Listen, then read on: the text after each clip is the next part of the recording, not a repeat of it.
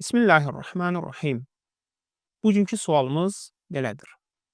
Oruç tutmaq bir şəxsin ruzi qazandığı işi görməsinə mane olarsa, məsələn, işə gücü çatmayacaq dərəcədə ona zəiflik gətirərsə və ya iş görərkən susuz qalmağa taqəti çatmazsa, yaxud da başqa üzürlər olarsa, həmin şəxs orucunu poza bilərmi və yaxud həmin şəxs nə etməlidir?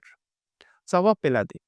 Oruc tutması onun dolanışığını təmin edən işi görməsinə mane olacaq qədər zəifləməsinə və ya susuz qalmasına və yaxud da hər hansı digər səbəbə görə işini yerinə yetirməsinə mane olacaqsa, bu hallarda işini dəyişmək və ya yığdığı puldan xərcləyərək işə getməmək, yaxud da borc və ya bu kimi şeylərdən istifadə edərək ruzisini əldə eləyə bilirsə, ruzisini çıxara bilirsə, bu halların hər birində oruc o şəxsə vacibdir.